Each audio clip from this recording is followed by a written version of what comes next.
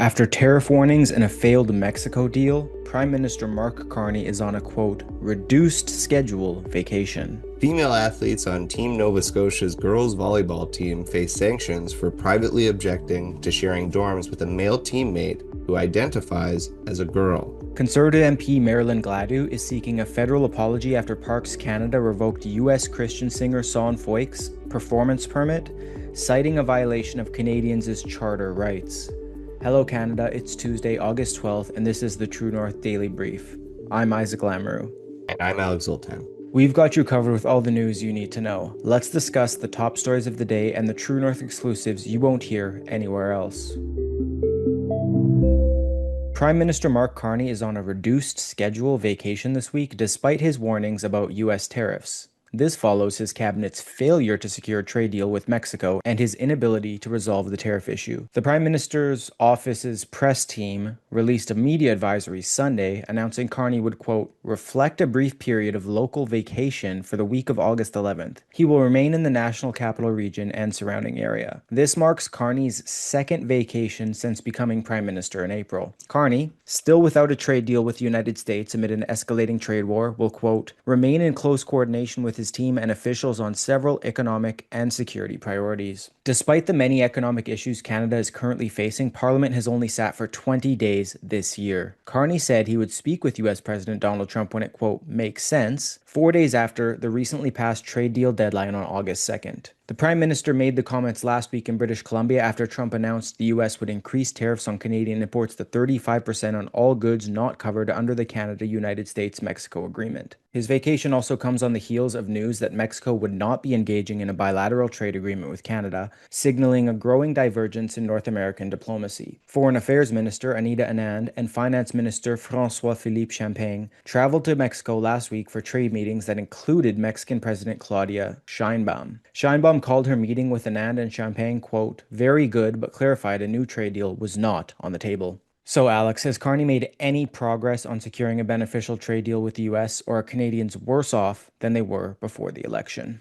So the short answer to the question of has Carney made any progress at all on securing a beneficial trade deal for Canadians, the short answer would be no.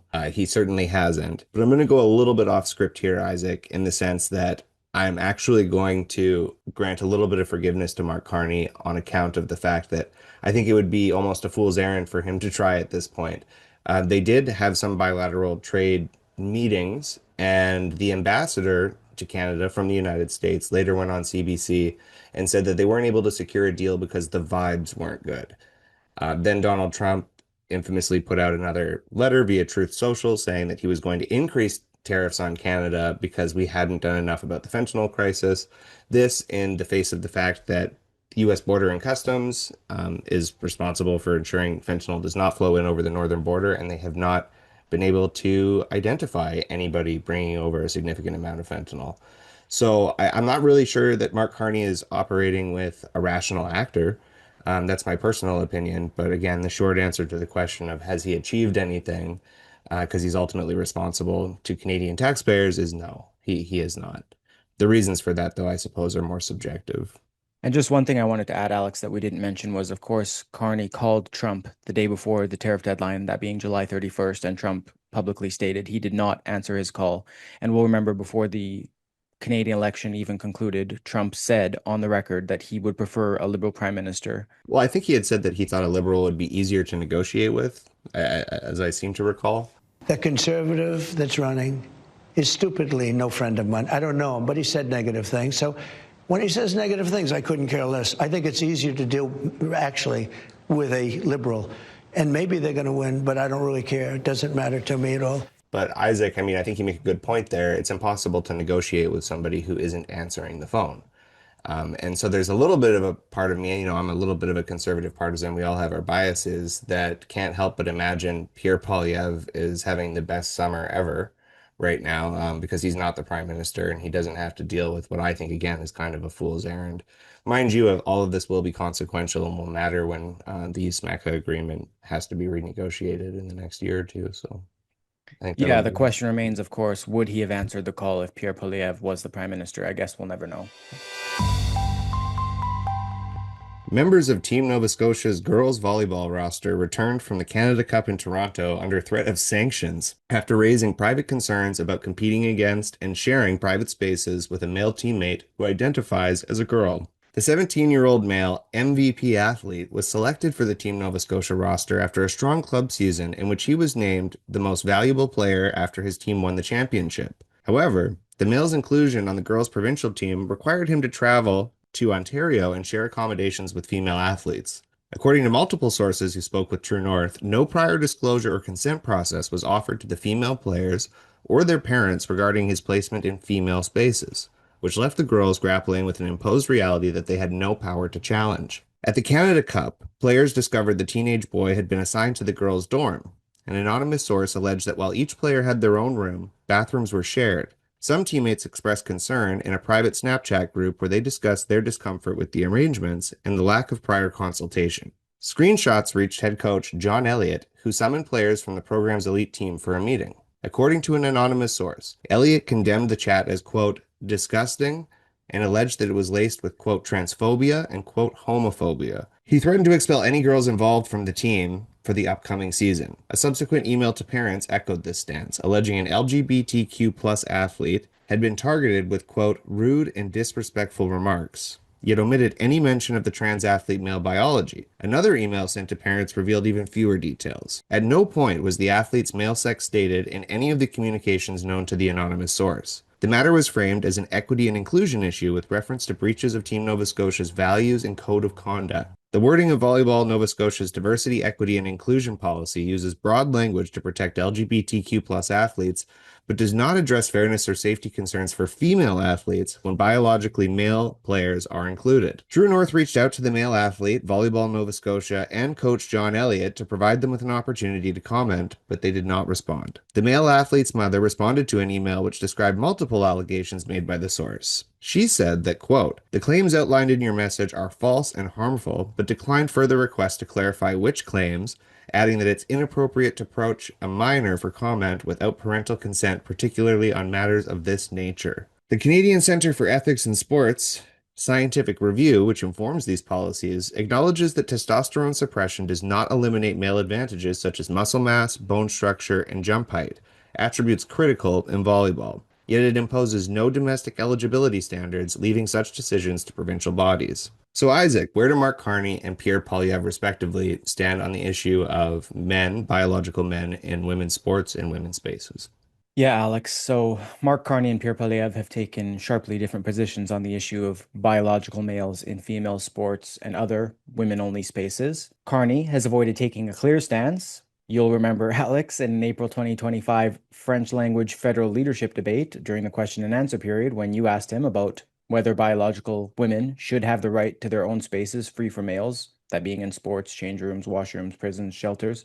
He, of course, gave a non-committal answer. He said, quote, this is Canada, that as a general objective, yes, we work where we value all Canadians for who they are and will continue to do so. He did not address whether policies should exclude males from female categories in competitive sport, and his government has not proposed changes to the Canadian Centre for Ethics in Sport framework, which allows sport bodies to set their own rules without requiring consideration of fairness or safety concerns for female athletes. But Pierre Poilievre, by contrast, has been pretty consistent with his answers. He has repeatedly stated that female spaces should be exclusively for females, not for biological males. That, of course, again includes sports, change rooms, bathrooms, prisons, and shelters.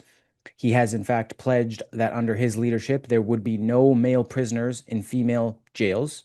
And he's also said that he would support protections to ensure men cannot compete in sports, saying that that's common sense, to protect women's opportunities and safety. And another time when he was commenting, he said he was only aware of 2 genders and that he also supported Alberta Premier Danielle Smith's introduction of similar protections wherein males are prohibited from entering female spaces. But unsurprisingly, perhaps, Carney has continued his non-transparent nature with this stance. He has not tabled a budget for Canadians to know how much he's spending.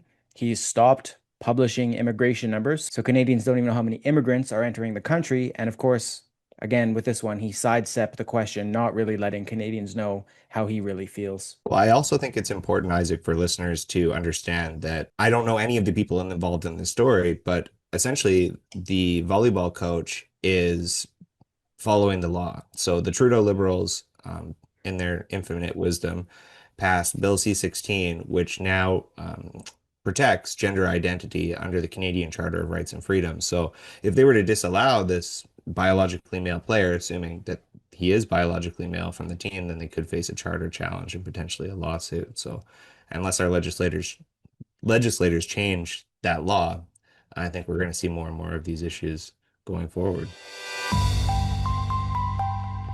Conservative MP Marilyn Gladu is demanding a federal apology after Parks Canada revoked a permit for U.S. Christian singer Sean Feucht's planned performance, saying the decision violated Canadians' charter rights. In a letter sent on Friday to Canadian Identity and Culture Minister Stephen Guilbeault, Gladu stated the cancellation excluded both him and the many Canadians who planned to attend and contradicted the agency's goal of preserving inclusivity. Gladu urged Guilbeault to apologize to Feucht and quote, all Canadians for this violation of our cherished freedoms, and to ensure similar actions do not occur at federal venues in the future. The Parks Canada cancellation is the latest setback for Feucht's cross-Canada tour, with several stops scrapped by local authorities citing safety concerns. On August 1st, the city of Abbotsford, British Columbia, denied Feucht a permit for an August 22nd concert at Mill Lake Park, citing risks of significant numbers of protesters and counter-protesters, and the inability to find permit conditions that would adequately address public safety. The decision drew criticism from local Conservative politicians, including MP Sukham Gill and BC Conservative MLA Heather Moss, who accused the city of undermining freedom of religion and applying a double standard to Christian gatherings compared to pro-Palestinian protests. Feucht, a former California congressional Republican candidate and vocal supporter of Donald Trump, denounced Abbotsford's move on social media, writing, quote, you can no longer call Abbotsford the Bible Belt of BC when they cancel outdoor worship to Jesus. So, Alex, is there a double standard when it comes to how the federal government treats Christians compared to other religious groups? I would say that there is, based off of the media and at various levels, governmental backlash to Sean Feucht's tour across Canada.